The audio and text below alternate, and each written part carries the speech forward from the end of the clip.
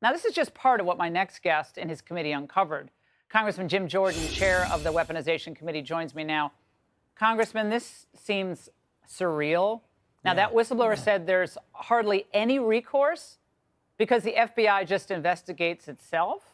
Yeah, he won a promotion. He was transferred from Kansas to Virginia. The day he gets here, he learns that they suspended his clearance, said they questioned his allegiance to the country. A guy who did 2 tours in our armed services for our country, questioned his allegiance, won't let him get access to all his belongings, his clothes, his furniture.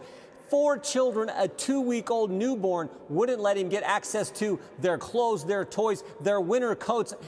That's how bad it was. So here's what we know, Laura.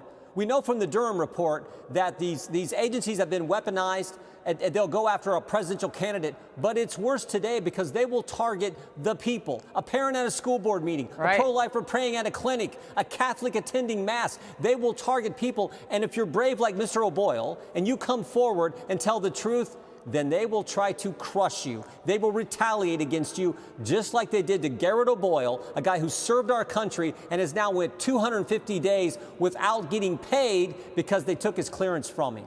Well, they're trying to frighten people, right? Yes. From telling the truth about what they're really doing. They want to intimidate people from speaking the truth. Are they not trying to do this?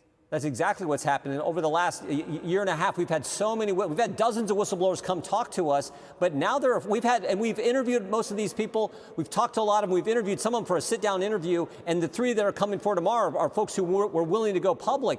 Others are nervous about going public. They've come and talked to us, but they're afraid about going public because of this retaliation. So, yeah, it's all designed to chill. And it's not just limited to the FBI. The Democrats on the committee leaked material from the individuals' interviews. Right. And it went to the press. Everyone in the press, the New York Times, the Washington Post, the Rolling, they all had to issue corrections because what the Democrats told them wasn't accurate. That's how the hostility towards these guys, how they're trying to chill and stop brave people who believe in the Constitution, who are driven by their conscience to come tell us what's going on. They're trying to stop that. Goes all the way to the committee. You know, if a Republican wins the White House, and Lord help us if that does not happen, but if, let's say it's Trump, don't you believe that he has to completely dismantle the FBI and remake it into what it was originally supposed to be? I mean, can this be saved at this point? Yeah, but you're right. We're going to need a new president who's going to have to come in and put the right people at the top. Now, the vast majority of the rank and file agents are great people. After all, they're the ones coming forward and telling us what's going on. It's the folks at the top. There was one situation where the Washington field office said, open an investigation. They said to the folks in Boston, open an investigation into 138 people who attended the January 6th rally here in D.C., open an investigation because they were on a bus with 2 other people who did something wrong. And they said, why? Why should we open an investigation? These 138. They refused to do it, but they were being pressured to open an investigation to create these numbers about domestic violent extremism. Biggest threat to the world. Yeah. It's wrong. And by the way, just moments ago, Steve Friend, who is a whistleblower who's been on our show, had his security clearance revoked. Yeah. This happened tonight. Yeah, Congressman, this is we got a notice tonight on 3 of the 4 individuals who've talked to us.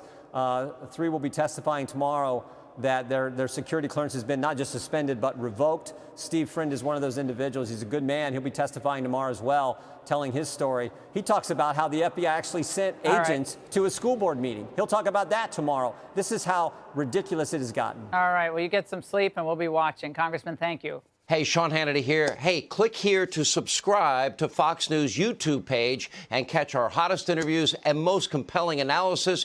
You will not get it anywhere else.